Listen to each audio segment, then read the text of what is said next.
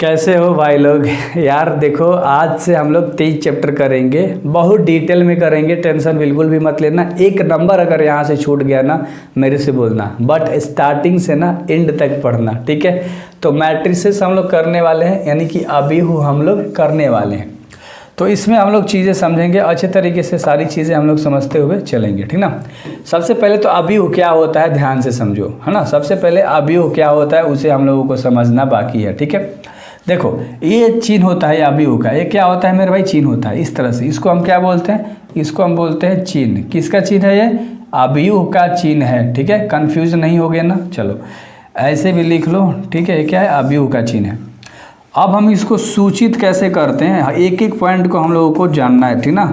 सूचित करते हैं बड़ा ABCD से, है ना, बड़ा लेटर से, याद रहेगा ना, Z तक आप लिख सकते हो। कोई भी लेटर से आप सूचित कर सकते हो। सपोज मान लो ये तुम्हारा A बराबर था, मान लो ये तुम्हारा B बराबर है, C बराबर देगा, D बराबर देगा, E तक देता है क्वेश्चन में आपके, ठीक है। तो क्लियर हो गया। वैसे Z तक आप सूचित कर सकते हो अगर आपको अपने से रखना है तब। आपको पता चल गया कि अबीहू का चिन्ह कैसा होता है, आपको पता चल गया कि हम इसको सूचित कैसे करते हैं, ठीक है। अब इसमें एक और चीज़ जाननी है कि अव्यय क्या होता है। क्या जानना है कि अव्यय क्या होता है, ठीक है। ध्यान से देखो, अगर मान लो हमने A बराबर A का अबीहू ले लिया, तो इसके अंदर जो भी संख्याएं होती हैं ना उसको हम क्या बोलते हैं, अव्यय बोलते हैं। ध्यान से मेरे भाई आपको समझनी है, ठीक ना। देखो ये चीज़ें मैं आपको समझाऊंगा जस्ट कि मैंने क्या लिख रखा है, ठीक है। कहीं जाने की ज़रूरत नहीं है, अच्छे तरीके से देखो।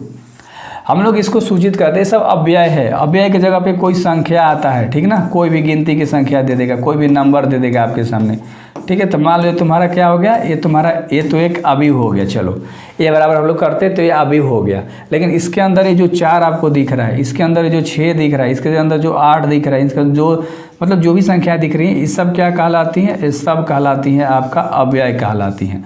तो उम्मीद करता हूँ कि आपको अच्छे से समझ में आ गया होगा। ये क्या है मेरे भाई, एक कंपेयर करते हैं, तुलना करने के लिए चीज़ें दी गई है और इसके बेसिस पे हम लोग क्वेश्चन बनाते हैं। पहला लाइन में 11, 12, 13, 14 ऐसे चलता है, दूसरा में 21, 22, 23 चलता है, 24, 25, और तीसरा में 31, 32, 33, 34, और चौथा में चलता है 41, 42, 43, 44। तो इस तरह से चीज़ें चलती रहती है। उम्मीद करता हूँ मज़ा आ रहा होगा, सारे कॉन्सेप्ट क्लियर हो जाएंगे, बिल्कुल भी रिलैक्स रहो, ठीक ना।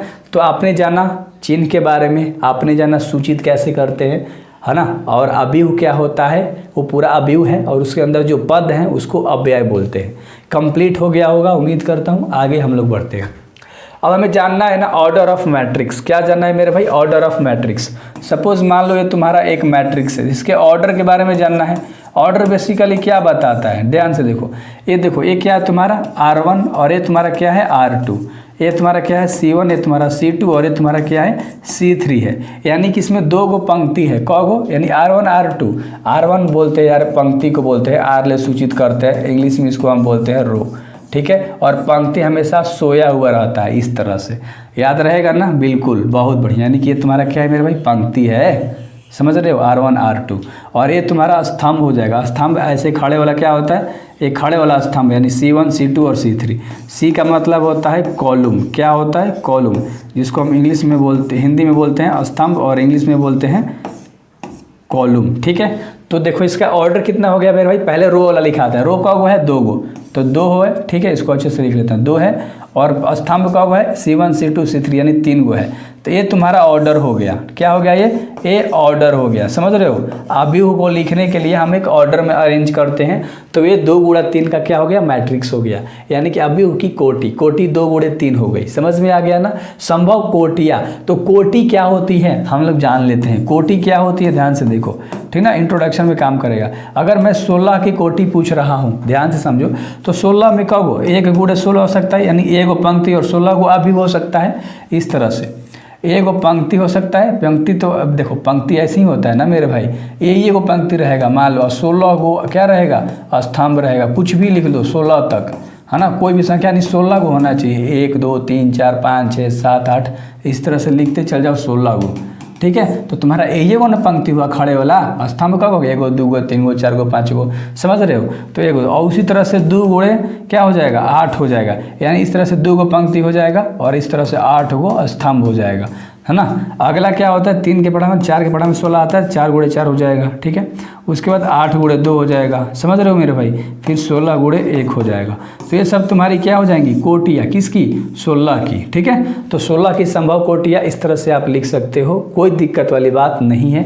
यानी 1 गो पंक्ति 16 गो स्तंभ, 2 गो पंक्ति 8 गो स्तंभ, 4 गो पंक्ति 4 गो स्तंभ, 8 गो पंक्ति 2 गो स्तंभ, 16 गो पंक्ति 1 गो स्तंभ करके हम बना सकते हैं, है ना। और वही लिखाता है। अगर मान लो एक क्वेश्चन है, चलो एक चीज़ लिखता हूँ, इसका मन में सोचना।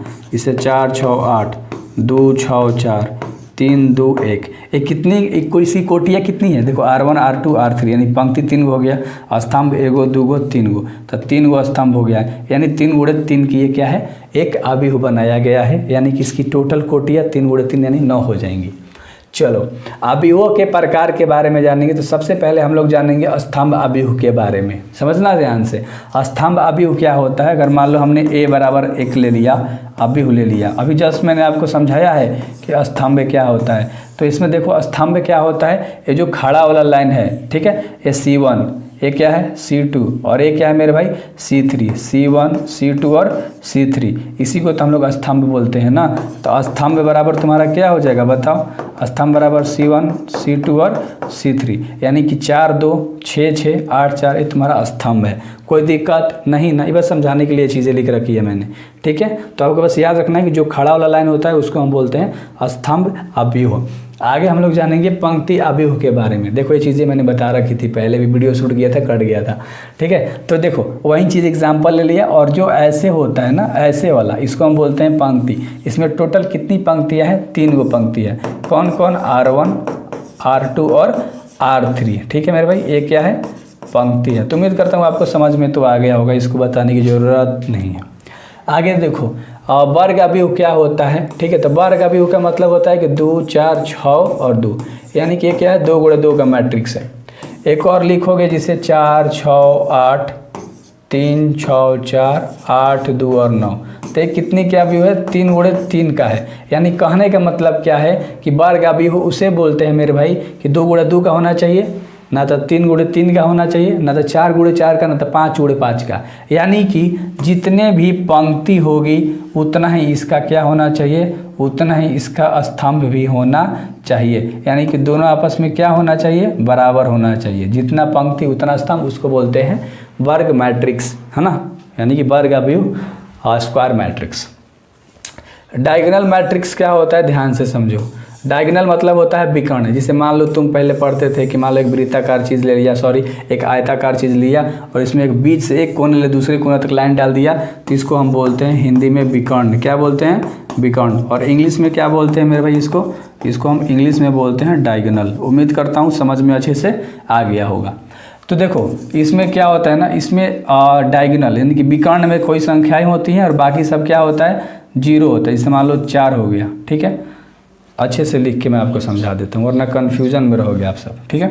जैसे 4 0 0, ठीक है। उसके बाद 0 6 0 9, अरे यार 0 0 9, यानी कि सिर्फ विकर्ण में कोई भी संख्या हमको लेना है, सिर्फ विकर्ण वाला लेना है हमें संख्या, ठीक है। सिर्फ विकर्ण वाले को लेकर हमें बताना होता है, उसको बोलते हैं विकर्ण आव्यूह। कोई भी संख्या हो उसके हमें क्या है, सिर्फ हमें विकर्ण वाला लेना है। अगर मान लो हमने इस तरह से संख्याएँ दे दी, ठीक है, ध्यान से समझना, इस तरह से मान लो हमने संख्या दे दिया, तो सिर्फ इसके किसको पकड़ना है आपको, सिर्फ इसके विकर्ण वाले को पकड़ के हमें बनाना होता है, बस। उसको बोलते हैं विकर्ण आव्यूह। कोई भी संख्या हो सकता है, उससे मतलब नहीं है। क्लियर है, चलो क्लियर है। अगला देखो स्केलर मैट्रिक्स का मतलब क्या होता है मेरे भाई। स्केलर मैट्रिक्स का मतलब वही होता है जिसके विकर्ण में होगा कोई भी संख्या, लेकिन इसमें अगर मान लो विकर्ण में 1 है, मैं क्या बोल रहा हूँ, अगर इसके विकर्ण में 1 है, ठीक है, तो इसके विकर्ण में 1 ही रहेगा। लेकिन जब जिसके विकर्ण में केवल 1 वाले की बात आती है, ध्यान से समझना, ये आपको समझना है, ठीक है। तो उसको हम ए से सूचित नहीं करते हैं, आई ले सूचित करते हैं। आगे हम लोग जानेंगे। ये हमारा होता है ना, इसको हम बोलते हैं मेरे भाई तत्समक आव्यूह यानी आइडेंटिटी मैट्रिक्स। आगे है 1 वाला, लेकिन 1 के अलावा अगर मान लो कोई भी संख्या दे देता है विकर्ण में, जैसे 4 0 0 0 4 0 0 0 4, तो 1 के अलावा कोई भी संख्या अगर विकर्ण में आता है और 1 जैसा ही आता है, तो उसको हम बोलते हैं स्केलर मैट्रिक्स। यानी कि एक ही जैसा संख्या इसके विकर्ण में होगा, याद रख लेना, और बाकी सब क्या हो जाएगा 0 0 0, ठीक है। कोई भी संख्या हो लेकिन उसके विकर्ण में क्या होना चाहिए, एक जैसा संख्या होना चाहिए, सेम संख्या होनी चाहिए, उसको हम बोलते हैं स्केलर मैट्रिक्स। और ये होता है आइडेंटिटी मैट्रिक्स। तत्समक अवयव देखना अभी जस्ट आगे आपको मिल जाएगा, मिल गया ना। आइडेंटिटी मैट्रिक्स क्या होता है, जिसके विकर्ण में केवल क्या हो मेरे भाई, एक हो। समझना ध्यान से, है ना। एक वाले को हम इसको किससे सूचित करते हैं, आई से। और ये चीज़ें याद रखना, ये तो 3 गुणा 3 का था आइडेंटिटी मैट्रिक्स यानी तत्समक अवयव। अगर मान लो 2 गुणा 2 का पूछ दे तो कैसे होगा, है ना, 1 0 0 और 1 होगा। ठीक है, इस तरह से इसके विकर्ण में केवल क्या रहेगा, आई ले इसको सूचित करते हैं। तो कहीं कहीं आई का मान पूछ देता है तो ये याद रख लेना, कहीं कहीं ये दे के पूछता है किसका मान है, तो आइडेंटिटी मैट्रिक्स का मान है, इसको आई ले सूचित करते हैं। तो चिन्ह भी पूछता है। तो क्लियर हो गया होगा सारी चीज़ें मेरे भाई। अगर आगे दे एक और है जीरो मैट्रिक्स क्या होता है। ठीक है, ध्यान से देखो, जिसके अंदर जिसके अव्यय सब जीरो वाले हों, जिसके अवयव के अंदर अव्यय सारे जीरो वाले हों, जैसे मान लो हम बी वाला ले लिए, तो इसके अंदर सब क्या होगा, सब पद ही जीरो होगा, सब अव्यय जीरो ही होगा, उसको बोलते हैं जीरो मैट्रिक्स। उम्मीद करता हूँ आपको समझ में अच्छे से आ गया होगा और कुछ भी चीज़ें नहीं है इंट्रोडक्शन पार्ट में। वैसे आप 3.1 के अंदर चीज़ें पढ़ने वाले हो बहुत तरीके से।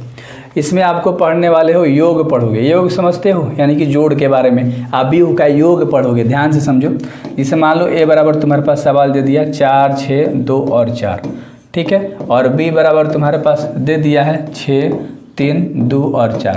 तो इन दोनों को जोड़ना है मेरे भाई, योग करना है। योग का मतलब पूछ देगा कि a + b क्या होगा, है ना, योग में पूछ देगा। या इसमें इस तरह से पूछता है a - b बराबर क्या होगा, तो a + b का मतलब कि a में b को जोड़ देगा। 4 में 6 जोड़ दोगे तो 10 हो जाएगा, 6 में 3 जोड़ दोगे तो हो जाएगा 9, 2 में 2 जोड़ दोगे तो हो जाएगा 4, और 4 में 4 जोड़ दोगे तो हो जाएगा 8। अब ध्यान से समझना, जितना ए के अंदर पद होगा उतना ही बी में होना चाहिए, तब जोड़ सकते हो। जैसे 2 गुणा 2 का मैट्रिक्स है, ये किसका मैट्रिक्स है, ये 2 गुणा 2 का मैट्रिक्स है, और ये भी 2 गुणा 2 का मैट्रिक्स है यानी अवयव है, तभी इसको हम जोड़ सकते हैं या घटा सकते हैं। समझ में आ गया होगा अच्छे तरीके से। वरना ये 2 गुणा 2 का है और ये 3 गुणा 3 का दे दिया तो आप नहीं जोड़ पाओगे ना घटा पाओगे। अब इस घटाव के ऊपर अगर हम बात करें तो देखो इसका डायरेक्ट आंसर क्या होगा, 4 में 6 जाएगा तो माइनस का क्या हो जाएगा 2, 6 में 3 जाएगा तो हो जाएगा 3, 2 में 2 जाएगा तो हो जाएगा 0, और 4 में 4 जाएगा तो हो जाएगा 0। जो जिसके सामने है उसके सामने से हम घटा देते हैं। तो आपको योग भी समझ में आ गया होगा और आपको अंतर भी निकालना आ गया होगा, घटाव करना भी आ गया होगा, उम्मीद करता हूँ। ठीक है, और एक गुणा जाता है जो कि 3.1 के अंदर नहीं है, 3.2 से हमें पढ़ना है, तो हम 3.2 का भी परिचय कर लेंगे। ठीक है, हम लोगों ने इसमें बहुत सारी चीज़ें जानी। अब कोई दिक्कत आपको होना नहीं चाहिए।